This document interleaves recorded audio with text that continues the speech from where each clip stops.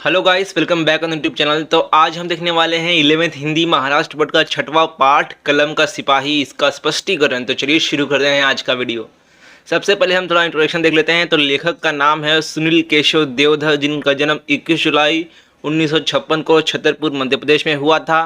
उसके बाद इनकी कुछ प्रमुख कृतियाँ हैं: मत खींचो रेखाएं, मोहन से महात्मा, आकाश में घूमते शब्द, संवाद अभी शेष है संवाद के आईने में। विधा परिचय देखते हैं। तो ये जो पाठ है, ये जो लेसन है, इसका विधा है रेडियो रूपक। अगर रेडियो रूपक को मैं सिंपल लैंग्वेज में समझाऊं तो रेडियो पर आने वाला नाटक। और ये नाटक की खास बात होती है कि ये जो रियल फैक्ट्स पर डिपेंड होता है। इसमें जो काल्पनिक इमेजिनेशन वाली बातें होती हैं वो थोड़ी कम होती है, और ये बहुत हद तक कुछ रियल फैक्ट्स पर डिपेंड होता है। और इसका मेन एम होता है जो सुनने वाले हैं, देखने वाले हैं, उनका मनोरंजन करना और साथ ही कुछ बातें सिखाना। तो ये हो गया इसका विधा।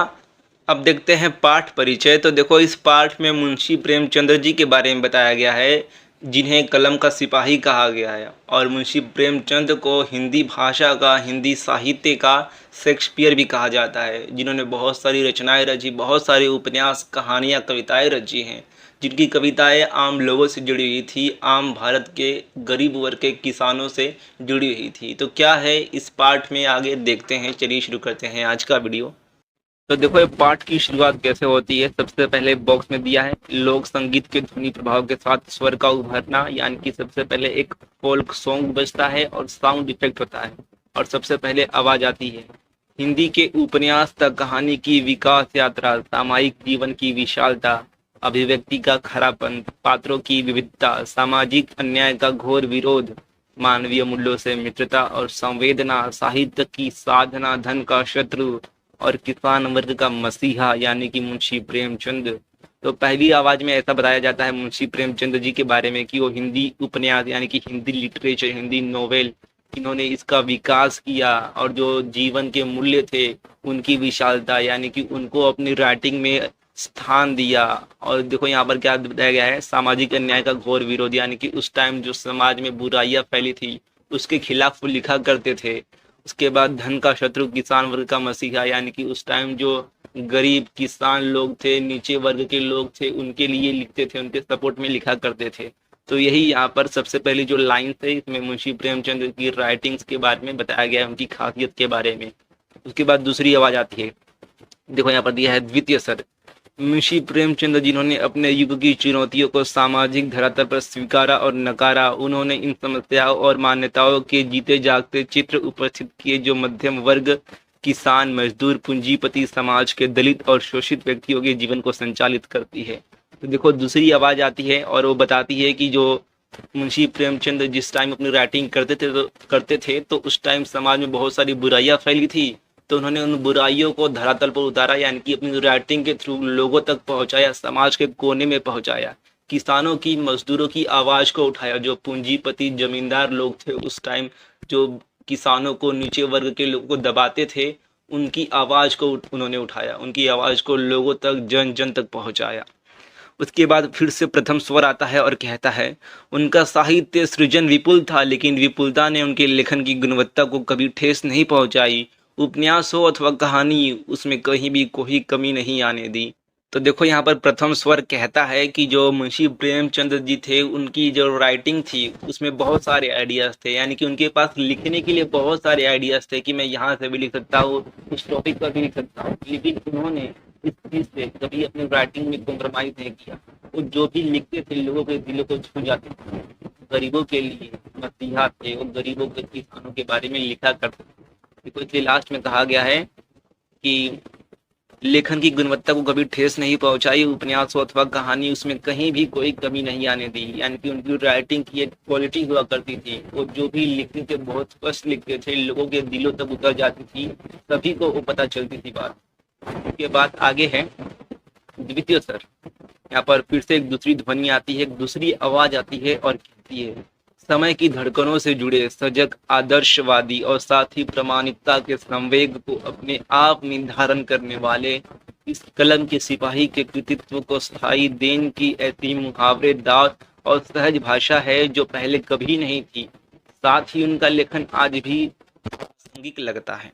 तो देखो यहाँ पर जो द्वितीय स्वर है वो मुंशी प्रेमचंद की राइटिंग की जो खासियत है उसके बारे में बता रहा है कि कैसे वो लिखा करते थे, ऐसी बातों का प्रयोग करते थे, ऐसे मुहावरों का प्रयोग करते थे जिससे सभी लोग आसानी से मज़ेदार तरीके से समझ जाए। और जो उनकी राइटिंग थी वो ऐसी थी कि मानो अगर हम उसे आज भी पढ़ेंगे लगेगा कि एक आज की कंडीशन के हिसाब से बिल्कुल सही है। इसलिए देखो लास्ट में क्या कहा गया है, साथ ही उनका लेखन आज भी प्रासंगिक लगता है। यानी कि अगर हम आज भी कोई उनकी कहानी उठा के पढ़ लें तो लगेगा कि ये आज के कंडीशन के हिसाब से बहुत ही सही बैठता है।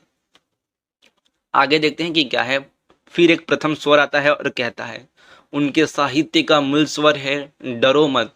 और जो साहित्यकार अपने युग को अभय नहीं देता वह किसी भी अन्याय से जूझने की शक्ति नहीं देता, और जो ऐसी शक्ति नहीं देता वह युग जीवन का संगी नहीं हो सकता। उन्होंने युग को जूझना सिखाया है, लड़ना सिखाया है। तो देखो यहाँ पर प्रथम स्वर आता है और मुंशी प्रेमचंद की जो राइटिंग है, जो उनका लिटरेचर है, उसके बारे में फिर से एक खासियत बताता है कि जो भी वो लिखा करते थे, जो भी कहानी कविता, जो भी साहित्य नोवेल लिखा करते थे, तो उनका मेन थीम होता था डरो मत।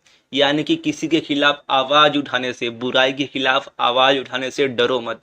और यही उनकी खासियत थी जो जिसने उनकी लिटरेचर को, उनके साहित्य को अमर बना दिया, बहुत ही फेमस बना दिया। उसके बाद आगे देखते हैं क्या है।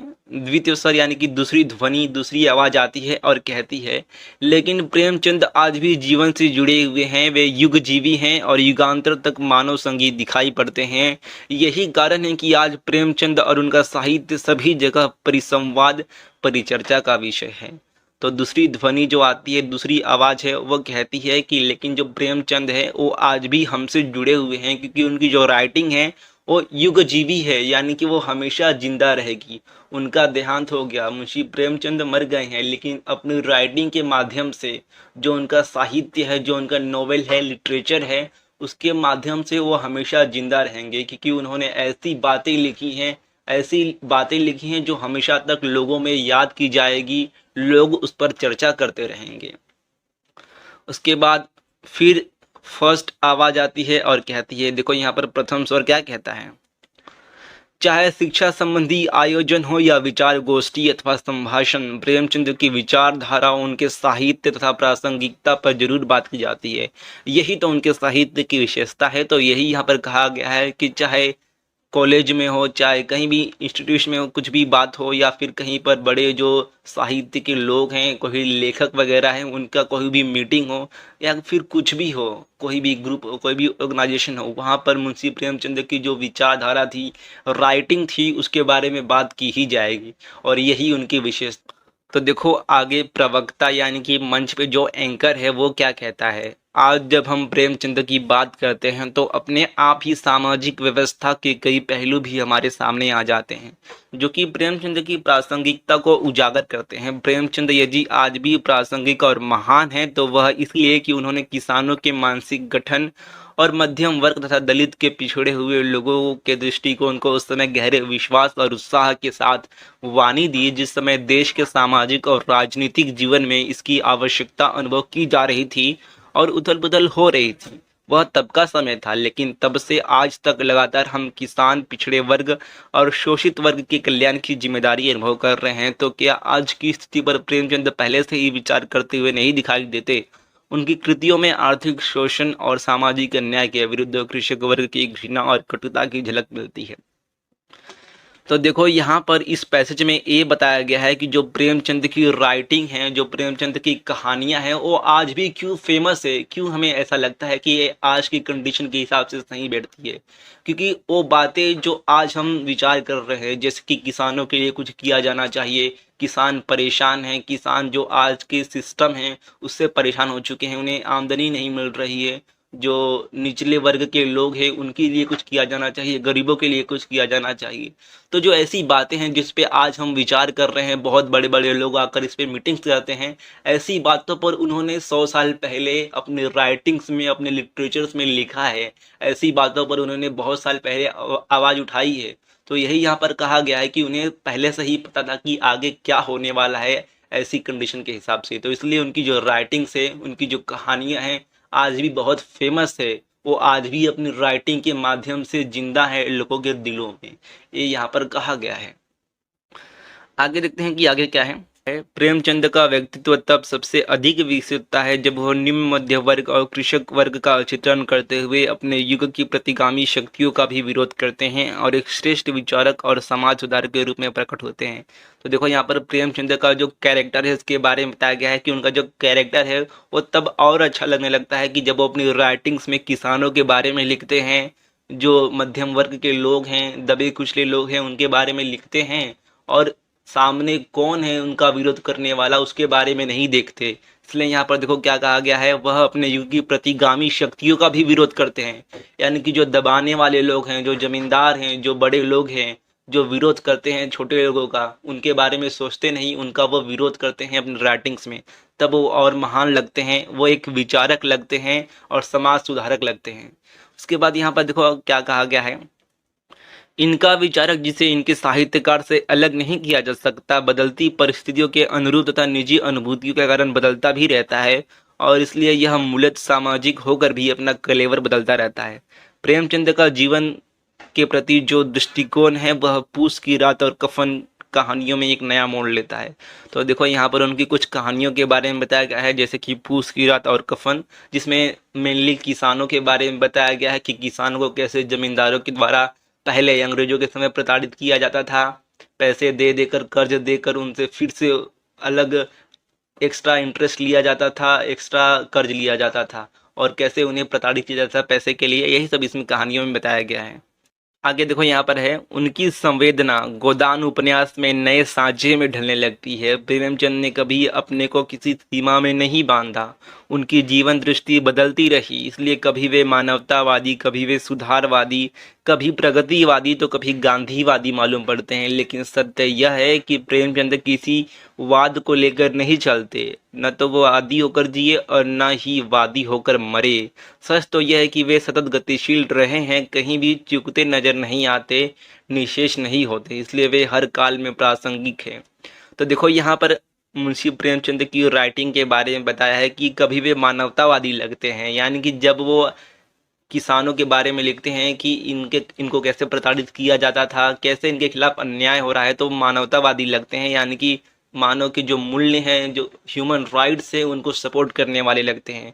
कभी ये सुधारवादी, यानी कि जब वो ऐसा लिखा करते थे अपनी कहानियों में कि जो हमारे पुराने मूल्य हैं, जो पुरानी बातें हैं, उसे भूलना चाहिए, नए बातों को अपनाना चाहिए, तो लगता था कि वो मॉडर्न है, सुधारवादी बातें लिख रहे हैं।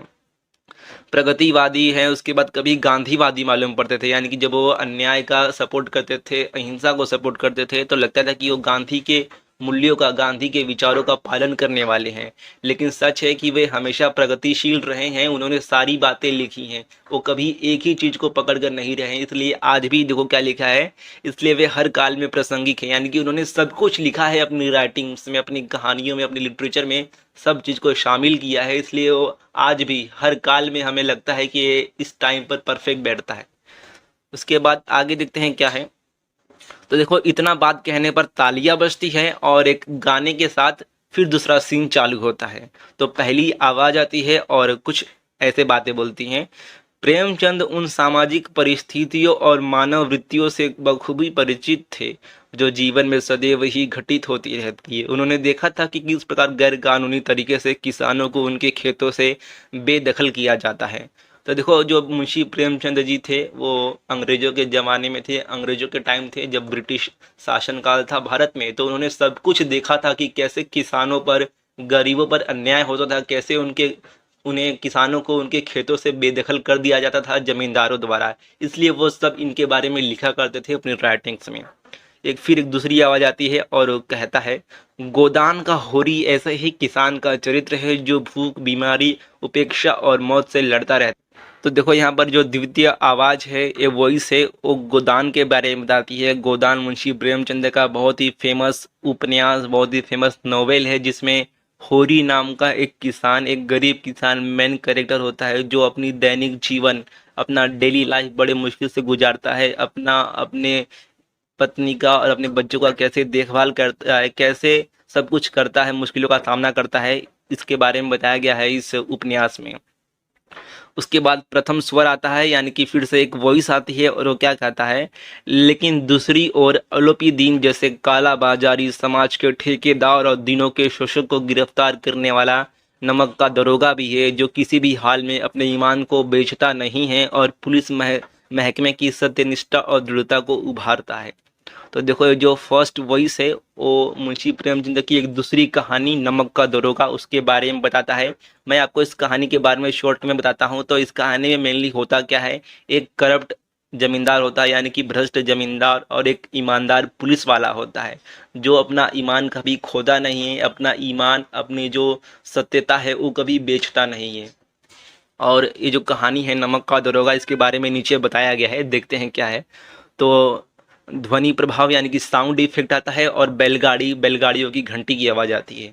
अलोपीदीन, आपको बता दूं, जो भ्रष्ट जमींदार है वो है अलोपीदीन और ईमानदार पुलिस वाला है वंशीधर। ये दो मेन कैरेक्टर हैं। तो अलोपीदीन क्या कहता है, बाबूजी कहिए, हमने ऐसा कौन सा अपराध हुआ जो गाड़ियाँ रोक दी। तो यहाँ पर अलोपीदीन की गाड़ियाँ रोक दी जाती है। एक्चुअली जो अलोपीदीन होता है वो अपनी गाड़ियों में, यानी कि बैलगाड़ियों में नमक, उस टाइम में अंग्रेजों के टाइम में क्या था कि नमक पे बहुत सारा टैक्स लगाया जाता था, नमक के प्रोडक्शन पर और उसके सेल पर बहुत ही टैक्स लगाते थे। तो क्या था कि नमक का जो एक अलग से डिपार्टमेंट था, जैसे कि फूड डिपार्टमेंट होता है, एग्रीकल्चर डिपार्टमेंट, तो वैसे ही उस टाइम अंग्रेजों के टाइम नमक का एक अलग से डिपार्टमेंट था। और उस डिपार्टमेंट में जो भी पुलिस वाले होते थे वो 19-20 करते थे, यानी कि उससे वो लोग घूस लेते थे। तो अलोपीदीन को लगा कि जो वंशीधर है वो भी एक पुलिस वाला है और ऊपर से नमक का जो डिपार्टमेंट है उसका पुलिस वाला है, तो ये भी घूस लेकर मान जाएगा। लेकिन जो वंशीधर था वो बहुत ही ईमानदार पुलिस वाला था। तो अलोपीदीन क्या कहता है, बाबूजी कहिए, हमसे ऐसा कौन सा अपराध हुआ जो गाड़ियाँ रोक दी। वंशीधर कहता है, सरकारी हुक्म है, गाड़ियाँ नहीं जाएगी। अलोपीदीन हंसकर कहता है, हमारे सरकार तो आप हैं, यह तो घर की बात है भला, हम कभी आपसे बाहर हो सकते हैं। ऐसा कैसे संभव है कि हम इस घाट से गुजरे और देवता को कुछ न चढ़ाएं। आपने व्यर्थ कष्ट किया, मैं तो खुद ही आपके पास आ रहा था आपको, आपके लिए चढ़ावा लेकर। तो देखो, यहाँ पर जो अलोपीदीन होता है, जो भ्रष्ट करप्ट जमींदार होता है, जो नमक का तस्करी करता है, स्मगलिंग करता है, उसे ऐसा लगता है कि जो वंशीधर है वो भी बागी पुलिस वालों की तरह घूस लेकर मान जाएगा। तो वो क्या कहता है कि मैं आपके लिए चढ़ावा लेकर आ रहा था। मैं, यहाँ पर देखो क्या कहा गया है कि देवता को कुछ ना जाए, यानी कि हम आपको कुछ ना कुछ तो देंगे। तो ऐसा लगता है अलोपीदीन को। फिर वंशीधर क्या कहता है, हम उनमें से नहीं जो कौड़ियों पर अपना ईमान बेच दे। आप मेरी हिरासत में हैं, आपका चालान होगा। तो वंशीधर कहता है कि मैं बाकी पुलिस वालों की तरह नहीं हूं जो अपना ईमान बेच दूं, जो अपनी ऑनेस्टी बेच दूं। मैं आपको पकड़ चुका हूं, आप मेरी हिरासत में हैं, आपका चालान कटेगा। तो अलोपीदीन थोड़ा डर गया और गिड़गिड़ा कर कहता है, बाबू साहब ऐसा मत कहिए, हम मिट जाएंगे, इज्जत माटी में मिल जाएगी, हमारा अपमान करके आपको क्या मिलेगा, मान जाइए। वंशीधर और कठोर हो जाता है और कड़क आवाज में कहता है, मैं ऐसी कोई बात नहीं सुनना चाहता। अलोपीदीन करुण स्वर, यानी कि वो और गिड़गिड़ाने लगता है और थोड़ा रोने जैसा होता है और कहता है, मुख्तार जी 1000 के नोट बाबू साहब को भेंट करो। यानी कि वो अपना जो भी अलोपीदीन का जो भी दूसरा व्यक्ति होगा उससे कहता है कि 1000 रुपये का नोट निकालो और बाबू साहब को, यानी कि वंशीधर को दे दो। वंशीधर फिर से कड़क कर, फिर से कठोर आवाज में कहता है, सेठ अलोपीदीन 1000 नहीं 1,00,000 भी मुझे सच्चे मार्ग से नहीं हटा सकते। तो वंशीधर कहता है कि मेरा ईमान बिकने वाला नहीं है, मैं अपनी ऑनेस्टी को बेचूंगा नहीं। आप मुझे 1000 रुपया दो या फिर 1,00,000 रुपया दो, लेकिन मैं कभी अपनी ऑनेस्टी को छोड़ूंगा नहीं, मेरा ईमान बिकेगा नहीं। अलोपीदीन कहता है, आपकी मर्जी, इससे ज़्यादा का मेरा सामर्थ्य नहीं। वंशीधर, बदलू सिंह तुम क्या देखते हो, हिरासत में लो। अलोपीदीन, बाबू साहब ईश्वर के लिए मुझ पर दया कीजिए, मैं 25,000 पर निपटारा करने के लिए तैयार हूँ। वंशीधर, मैंने कहा ना असंभव बात है। अलोपीदीन, 30,000। वंशीधर, नहीं, नामुमकिन है। अलोपीदीन, क्या कहा हुजूर, 40 पर भी नहीं। वंशीधर कहता है, 40,000 नहीं, 40,00,000 पर भी नहीं। बदलू सिंह, इस आदमी को अभी हिरासत में लो, मैं एक शब्द भी सुनना नहीं चाहता। यह समझता क्या है मुझे। तो देखो, यही पर यहाँ कहा गया है कि अलोपीदीन को शुरू से लग रहा था कि वंशीधर भी बाकी पुलिस वालों की तरह है, थोड़े पैसे फेंकने पर ये अपना ईमान बेच देगा और मेरी बातें मान लेगा, मुझे यहाँ से जाने देगा। लेकिन अलोपीदीन सबसे पहले 1000 रुपया देता है वो उसे फिर भी नहीं मानता वंशीधर, और उसे फिर धीरे धीरे पैसे बढ़ाने लगता है और अंत में 40,000 रुपया देने के लिए तैयार हो जाता है अलाउद्दीन वंशीधर को। लेकिन वंशीधर फिर भी नहीं मानता और गुस्से में आकर उसे गिरफ्तार करने का आदेश देता है। ध्वनि प्रभाव बैलगाड़ियों का, तो फिर से साउंड इफेक्ट आता है और बैलगाड़ी जाने का एक साउंड इफेक्ट होता है। फिर से एक प्रथम स्वर, एक आवाज आती है और कहती है, तो ऐसा है प्रेमचंद का पात्र, कहानी का नायक जिसे कोई भी प्रलोभन आकर्षित नहीं कर पाता। क्या आज आज भी हम ऐसी दृढ़ता और ईमानदारी की अपेक्षा नहीं करते? तो यहाँ पर प्रथम स्वर और एक आवाज आती है और कहती है, तो अच्छा ऐसा था प्रेमचंद का कैरेक्टर, मेन कैरेक्टर, जो आकर्षण में नहीं आया, जो लालच में नहीं आया, अपना ईमान नहीं बेचा। और वो फिर बोलता है कि आज भी हम ऐसे ही ईमानदारी की अपेक्षा करते हैं, यानी कि आज भी हम यही ईमानदारी लोगों में चाहते हैं जो नहीं है। फिर दूसरी आवाज, द्वितीय स्वर क्या कहता है? कहते हैं साहित्यकार के साहित्य पर उसके व्यक्तित्व की छाप होती है, तो क्या प्रेमचंद अपने व्यक्तिगत जीवन में इतने ही दृढ़ और सहज थे? तो देखो ये दूसरी आवाज कहती है कि जो लिखने वाला व्यक्ति होता है उसका मेन, उसका पर्सनल कैरेक्टर कैसा है, उसका जीवन कैसा है, उसी बारे में वो लिखता है। यानी कि यहाँ पर देखो जो मुंशी प्रेमचंद की राइटिंग का जो कैरेक्टर था वो बहुत ही ईमानदार था, उसने अपना ईमान नहीं बेचा। तो शायद जो मुंशी प्रेमचंद जी थे वो अपनी पर्सनल लाइफ में भी ऐसे ही थे, सच का सामना करने वाले, सच का साथ देने वाले, अपना ईमान नहीं बेचने वाले। तो यहाँ पर एक आवाज आती है, प्रथम स्वर आता है और कहता है, निसंदेह वे लेखक के नाते तो महान है ही, मनुष्य के नाते तो वे और भी महान है। यानी कि वो एक लेखक के रूप में, एक राइटर के रूप में तो महान है ही कि वो किसानों के बारे में लिखते हैं, गरीबों के बारे में लिखते हैं, लेकिन वो अपनी पर्सनल लाइफ में एक मनुष्य के तौर पर, एक आदमी के तौर पर भी बहुत महान है, जो सबकी मदद किया करते थे, सच का सामना करते थे और अपनी ईमानदारी को कभी बेचते नहीं थे किसी से, और लोगों की मदद किया करते थे। देखने में किसी भी तरह बड़े मालूम नहीं पड़ते थे, उनकी दुबली पतली साधारण सी देह उनके द्वारा झेले गए कष्टों की सूचना देती थी, भाग्य कभी उनके अनुकूल नहीं रहा। तो देखो ये आवाज क्या कहती है कि वो देखने में, उनका जो फिजिकल अपीयरेंस था वो तो इतना कुछ खास नहीं मालूम पड़ता था, लेकिन जो उनका व्यक्तित्व था, जो उनका कैरेक्टर था, वो बहुत ही महान, बहुत ही खास था, क्योंकि वो दिखने में बड़े दुबले पतले सादे से व्यक्ति थे, लेकिन जो उनका व्यक्तित्व, उनका जो कैरेक्टर था वो बहुत ही बड़ा था। द्वितीय स्वर, एक सेकंड वॉइस आती है और कहती है, दूसरों के हृदय को मोहने वाला उनका आचरण, सीधा साधा ढंग, सहज बर्ताव, इन सब बातों ने उनको अपरिचित और परिचित की दृष्टि में से उठा दिया। उनमें सदैव बालकों सा भोलापन और सरलता थी। तो एक जो दूसरी वॉइस है, प्रेमचंद की जो व्यक्तित्व है, कैरेक्टर है, उसके बारे में बताता है कि जो उनका आचरण था, उनका जो तरीका था बोलने का, वो बहुत ही मुलायम था। वो सबसे बहुत अच्छे से बात किया करते थे, सीधे साधे तरीके से रहते थे, सिंपल सरल तरीके से रहते थे, सबसे अच्छे से बर्ताव करते थे, और उनमें भोलापन था एक बच्चों की तरह। यानी कि वो सबकी बातें सुना करते थे, सबसे बहुत अच्छे से बर्ताव किया करते थे, जो उनकी खासियत थी। तो देखो यहाँ पर जो प्रथम स्वर है, एक फर्स्ट वॉइस है, वो क्या कहती है, प्रेमचंद की सबसे बड़ी विशेषता है उनकी कहानियों और नाटकों में व्याप्त मानवीय संवेदना। यानी कि जो भी वो लिखा करते थे, जो भी उनकी कहानियां थी, उसे पढ़ने पर आदमी के, पढ़ने वाले के मन को छू जाती थी, जो उनकी सबसे बड़ी खासियत थी। द्वितीय स्वर, एक सेकंड वॉइस आती है और कहती है, अमर कथा साहित्य की रचना के साथ साथ उन्होंने युग जीवन के सभी पक्षों पर अपनी नजर डाली, युग चेतना के लिए जागरण निकाला, विभिन्न भाषाओं के साहित्यों को एक दूसरे से परिचित कराने के लिए हंस का प्रकाशन किया, उनकी साहित्यिक महत्वाकांक्षाएं सर्वोपरि थी। तो देखो यहाँ पर क्या कहा गया है कि अमर कथा साहित्य, यानी कि जो उनकी राइटिंग थी, लिटरेचर थी, वो तो थी ही एक साथ में, लेकिन उन्होंने साथ ही में एक जागरण नाम का न्यूज़पेपर निकाला, लोगों को जागरूक करने के लिए, लोगों को जागरूक करने के लिए। यहाँ पर देखो क्या लिखा है, युग चेतना के लिए, यानी कि उस समय लोगों को जागरूक करने के लिए, देशभक्ति के लिए उन्होंने जागरण नाम का न्यूज़पेपर निकाला, और जो भी अलग अलग लैंग्वेज के साहित्य, लिटरेचर थे, उनको साथ में लाने के लिए और लोगों को साहित्य से परिचित कराने के लिए हंस नाम का एक मैगजीन निकाला, और जो उनकी विशेषताएं हैं लिटरेचर के लिए, नोबेल के लिए। उसके बाद प्रथम स्वर एक फिर से आवाज आती है और कहती है, उनका प्रगतिशील आंदोलन, विचारोत्तेजक निबंध, व्याख्यान आदि ने साहित्य, भाषा और साहित्यकार के दायित्व की ओर जनसाधारण का ध्यान आकर्षित किया, और साथ ही संदर्भ और समाधान भी दिए। तो यहाँ पर देखो उनकी राइटिंग के बारे में बताया है कि जो भी और लिखा करते थे और लोगों को मोटिवेट करती थी। इससे लोगों का ध्यान साहित्य की तरफ, नॉवेल की तरफ बढ़ता गया।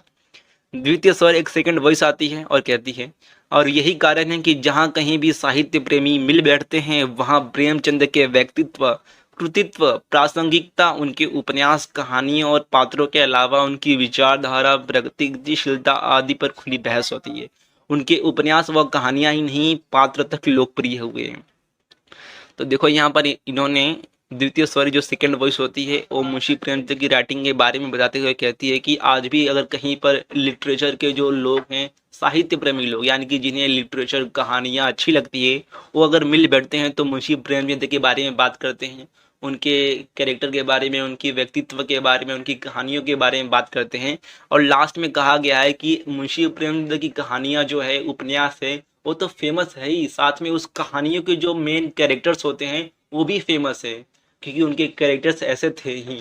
जैसे कि अभी हमने गोदान का होरी देखा, उसके बाद नमक का दरोगा, इस कहानी का हमने अलोपीदीन और वंशीधर देखा। तो ये ऐसे जो कैरेक्टर्स हैं वो भी फेमस हुए हैं कहानियों के अलावा, जो कि उनकी राइटिंग्स हैं उसकी बहुत खास बात है। तो देखो आगे सीन चेंज होता है, इसलिए यहाँ पर लिखा है परिवर्तन संगीत। तो कुछ नए कैरेक्टर्स आ जाते हैं और उनके बीच में बातचीत होती है, तभी देखो यहाँ पर लिखा है परिचर्चा शैली में बातचीत, यानी कि डायलॉग होता है 2 या 3 लोगों के बीच में। तो नए कैरेक्टर्स आ गए हैं और सुधीर नाम का व्यक्ति क्या कहता है, जहां तक मैंने प्रेमचंद को पढ़ा है तो भाई मैं तो यही कहूंगा कि उन्होंने अपने साहित्य में किसी निरुद्देश्य रूप का सृजन नहीं किया, अपनी प्रत्येक रचना में किसी ना किसी समस्या को उठाया है और यहाँ तक कि अपने विचार के अनुसार उनके समाधान की ओर भी इशारा किया है। तो सुधीर नाम का व्यक्ति कहता है कि मैंने मुंशी प्रेमचंद को बहुत पढ़ा है, उनकी कहानियों को पढ़ा है, और मैं ये कह सकता हूँ कि उन्होंने कभी भी किसी बेमतलब बात को नहीं लिखा है। उन्होंने हमेशा किसी ना किसी समस्या के बारे में बात की है और उस समस्या का हल क्या हो सकता है, पॉसिबल सॉल्यूशन क्या हो सकता है, उसके बारे में भी बताने की कोशिश की है। आगे मधु नाम की एक लड़की कहती है, मैं आपके विचारों से सहमत हूँ, मगर एक बात मेरे देखने में आती है कि प्रेमचंद स्वयं देहात में पले पैदा हुए, गरीबी में जिए और उनके उपन्यासों में देहाती जीवन का ही चित्रण है, चाहे उपन्यास गोदान हो या कहानियों में कफन, ईदगाह या बूढ़ी काकी। कहिए संजय जी, आपका क्या ख्याल है। तो मधु नाम की एक लड़की कहती है, सुधीर को कहती है कि मैं आपके जो भी थॉट्स हैं उससे एग्री करती हूँ, लेकिन एक बात मुझे ऐसी लगती है कि जो प्रेमचंद जी थे वो खुद ही देहात में पले, यानी कि गांव में पैदा हुए थे, गांव में ही वो बड़े हुए और उनका जो पूरा जीवन था गरीबी में बीता था। वो इतने समृद्ध नहीं थे, ज़्यादा पैसा नहीं था उनके पास, लेकिन जितनी भी उनकी कहानियाँ थी, लगभग मोस्टली जो कहानियाँ थी उसमें उसमें उन्होंने गांव के बारे में ही लिखा है। जो उनका थीम हुआ करता था वो गांव के ऊपर ही हुआ करता था, गांव के इर्द गिर्द घूमा करता था। तो ये संजय जो दूसरा व्यक्ति है उससे उसका विचार पूछती है। तो संजय क्या कहता है, यह बात तो सच है कि मुख्य चित्रण तो ग्रामीण जीवन का ही है, मगर प्रतिज्ञा, निर्मला और सेवा सदन कुछ ऐसे उपन्यास भी है जो मुख्यतः शहरी जीवन को लेकर ही चलते हैं।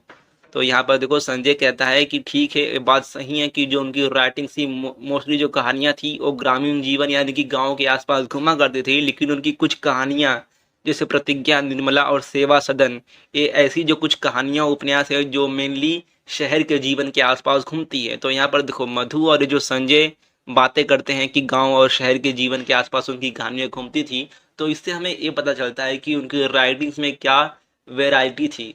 वो गांव के बारे में भी लिखा करते थे और शहर के बारे में भी लिखा करते थे। देखो उनकी जो मोस्टली कहानियाँ थी उसका जो मेन कैरेक्टर हुआ करता था वो गांव में रहता था। तो इससे हमें उनकी जो सरलता है, जो सिंपल लिविंग है, सिंपल थिंकिंग है, उसके बारे में पता चलता है। लेकिन साथ ही उन्हें शहरों के बारे में भी लिखा है। ठीक है, प्रेमचंद जी ने अपनी कहानियों में शहरों के बारे में भी लिखा है। तो इससे उनकी जो विशालता है, जो राइटिंग का जो थिंकिंग है, उसके बारे में पता चलता है कि वो कितने प्रोग्रेसिव भी थे, ठीक है, सुधारक भी थे। उसके बाद मधु कहती है, आपने निर्मला उपन्यास का नाम लिया तो मुझे प्रेमचंद का नारी के प्रति क्या दृष्टिकोण है, वे उसे कैसा प्रस्तुत करते हैं, इसके बारे में थोड़ा ख्याल आ गया। तो देखो यहाँ पर मधु जो है वो निर्मला उपन्यास के बारे में बताती हैं और कहती है कि इससे मुझे ये याद आया कि मुंशी प्रेमचंद का नारियों के प्रति यानी कि महिलाओं के प्रति क्या नज़रिया था, ये मुझे ख्याल आया। तो एक्चुअली जो निर्मला है वो मुंशी प्रेमचंद का एक उपन्यास है, कहानी है, जिसमें उन्होंने निर्मला नाम की एक महिला के बारे में बताया है जो दहेज प्रथा के खिलाफ लड़ती है। इस मेनली कहानी में दहेज प्रथा के बारे में बताया गया है। उसके बाद सुधीर क्या कहता है, आपने ठीक कहा मधु जी, इस उपन्यास में हम भारतीय नारी की समस्या को मृत पाते हैं। निर्मला एक ऐसी स्त्री है जो परंपराओं, रूढ़ियों, धर्म और कर्मकांडों में जकड़ी हुई है और वह किसी भी तरह अपनी मुक्ति नहीं कर पाती। तो यहाँ पर जो सुधीर है वो कहता है कि आपने ठीक कहा मधु जी। और यहाँ पर इस उपन्यास में यानी कि निर्मला उपन्यास में जो मेन कैरेक्टर होती है निर्मला, वो भारतीय नारी की समस्याओं को बताती है। और ये जो उपन्यास है निर्मला, इससे हम भारतीय नारी की जो समस्याएं थी पहले के टाइम में उसको हम समझ पाते हैं। और ये समझ पाते हैं कि उस टाइम कैसा उनका जीवन हुआ करता था, कैसा उनका जीवन हुआ करता था और कैसे उनकी समस्याओं को नज़रअंदाज कर दिया जाता था। इसलिए तो यहाँ पर देखो क्या कहा गया है, इस उपन्यास में हम भारतीय नारी की समस्याओं को मृत पाते हैं, यानी कि उनकी समस्याओं पर ध्यान नहीं दिया जाता था। और यहाँ पर मेनली जो परंपराएं थी उस टाइम, जैसे कि दहेज प्रथा, इसके बारे में बताया गया है। आगे देखते हैं मधु क्या कहती हैं। और आज भी क्या भारतीय नारी उतनी स्वतंत्र है जितनी समझी जाती है। तो मधु कहती है कि पहले के टाइम जो नारियां थी वो जकड़ी हुई थी समाज में, घर की दहलीज में जकड़ी हुई थी, समाज के जो नियम थे उनमें जकड़ी हुई थी। लेकिन क्या आज भी उनके पास फ्रीडम है जैसा हम सोचते हैं। तो संजय यहाँ पर कहता है, लगता है अब मधु जी अन्य बातों पर तो बोलने ही नहीं देगी। अच्छा मधु जी, आप ही बताइए, क्या प्रेमचंद को आप किसी विवाद से जुड़ा पाती हैं। तो संजय यहाँ पर क्या कहता है मधु जी को कि अब आप लगता है कि महिलाओं के बारे में मुंशी प्रेमचंद जी का क्या विचार था, इस बारे में बात करेंगे ही। तो अच्छा बताइए, आप प्रेमचंद जी को किसी ऐसी वाद से यानी कि किसी विवाद से जोड़ पाती हैं क्या, यानी कि उनको किसी विवाद से जोड़ पाती हैं। तो मधु क्या कहती है, जहाँ तक मैं सोचती हूँ कि कोई भी साहित्यकार अपने सामाजिक वातावरण से प्रभावित होता आवश्यक है, मगर प्रेमचंद किसी एक धारा या वाद में बंध कर नहीं चले। तो मधु यहाँ पर कहती है कि मुझे लगता है कि जो भी राइटर है वो अपने समाज में किसी एक थीम से, किसी एक चीज से बंध कर रहता था, लेकिन मुंशी प्रेमचंद कभी भी किसी एक वाद से यानी कि किसी एक चीज से बंध कर नहीं चले। उन्होंने सबके बारे में लिखा, सब चीजें लिखी। तो इसलिए उनको किसी वाद से, किसी विवाद से जोड़ना मुश्किल है।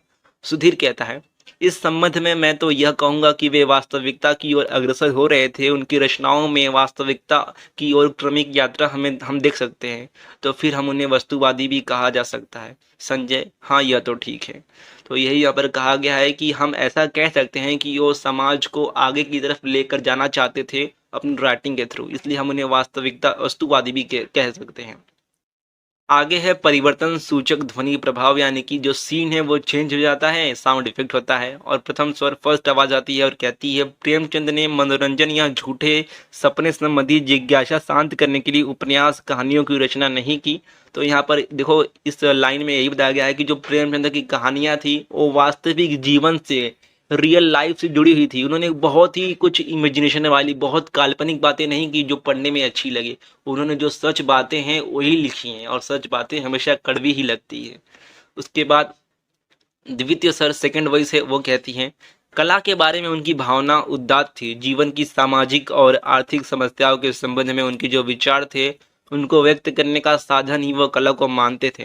तो यही यहाँ पर कहा गया है। सेकंड लाइन जो है, सेकंड वॉइस है, वो कहती है कि उनके टाइम जो जीवन में समस्याएं थी, जो प्रॉब्लम्स थी, उनको व्यक्त करने का, उनको बताने का माध्यम वो कला को यानी अपनी राइटिंग को ही समझा करते थे। प्रथम स्वर फर्स्ट वॉइस आती है और कहती है, वे सामाजिक और आर्थिक समस्याओं को प्रमुखता देते हैं और ये समस्याएं उनके वर्णन, पात्र, कथा वस्तु या कहानी के अन्य तत्वों पर शासन करती है। वे सामाजिक जीवन के चितेरे हैं। उनका मूल्य उद्देश्य इस समाज के क्रमिक विकास को दर्शन कराना है जो सामाजिक रूढ़ियों पर आधारित है। तो फर्स्ट वॉइस में फिर से बताया जाता है कि जो उनकी राइटिंग थी मेनली सामाजिक और आर्थिक समस्याओं पर थी, यानी कि जो उस टाइम समाज में जो बुराइयां फैली थी, जो रूढ़ी परंपराएं थी, जो भी बुरा कुरीतियां थी, गरीबों पर अत्याचार होता था, किसानों का शोषण होता था, उस पर ही बेस्ड थी उनकी राइटिंग। और ये सारी जो बातें हैं उनके कैरेक्टर्स में, उनकी कहानियों में झलकती भी हैं। आगे द्वितीय स्वर एक सेकंड वॉइस आती है और कहती है, वे एक ऐसी समाज व्यवस्था का निर्माण करना चाहते हैं जिससे जरूरतें पूरी करने के अवसर होंगे और विकास की सुविधाएं। इसी सामाजिक उद्देश्य से उनका चिंतन प्रेरित था और कला अनुप्रमाणित थी। तो सेकंड वॉइस कहती है कि वो अपनी राइटिंग के थ्रू एक ऐसे समाज का निर्माण करना चाहते थे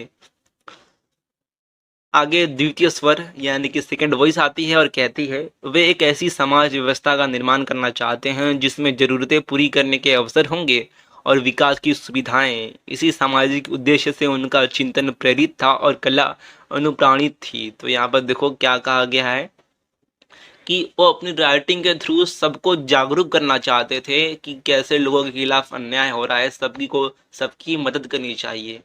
और यही यहाँ पर कहा गया है कि वो एक ऐसे समाज का निर्माण करना चाहते थे जिसमें अवसर पूरा करने के लिए, यानी कि जिसमें ज़रूरतें पूरी करने के लिए अवसर सबको समान मिलेंगे। यानी कि यही यहाँ पर कहा गया है कि वो अपनी राइटिंग के थ्रू, कहानियों के थ्रू सभी को जागरूक करना चाहते थे, सभी को मोटिवेट करना चाहते थे, सबकी आंखें खोलना चाहते थे कि कैसे समाज में अन्याय फैला है, कैसे किसानों पर अन्याय हो रहा है, गरीबों का शोषण हो रहा है।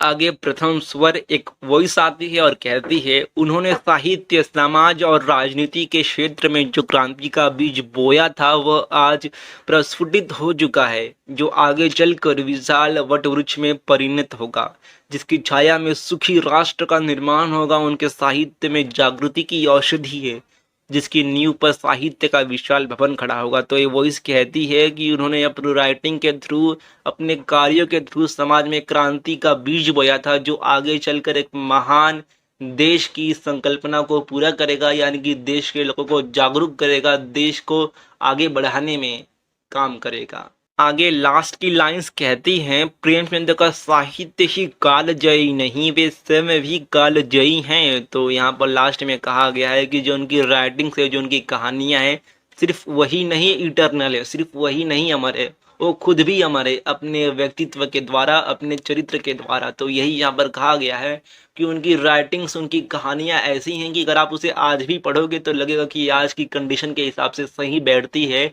इसलिए वो अपनी कहानियों के माध्यम से, अपनी राइटिंग के माध्यम से, लिटरेचर के माध्यम से अमर हैं, कालजयी हैं, इटरनल है। कालजयी यानी कि जिसने सभी काल को, जिसने समय को जीत लिया है, जो इटरनल बन गया है। तो यही था ये पाठ, कलम का सिपाही। कलम का सिपाही यानी कि मुंशी प्रेमचंद, जिन्हें हिंदी भाषा का, हिंदी लिटरेचर का, इंडिया का शेक्सपियर भी कहा जाता है, जिन्होंने अपनी राइटिंग के थ्रू समाज में क्रांति लाने की कोशिश की, समाज में क्रांति का बीज बोया, जिन्होंने किसानों के बारे में, मध्यम वर्ग के बारे में लिखा। समाज में उस समय जो अमीर लोग थे, जो जमींदार व्यक्ति थे, वो कैसे गरीबों पर, किसानों पर अन्याय किया करते थे, उनका शोषण किया करते थे, अत्याचार किया करते थे। ये सारी बातें उन्होंने लिखी हैं अपनी राइटिंग्स में, कहानियों में, क्योंकि उन्होंने ये सब कुछ अपनी आंखों से देखा है।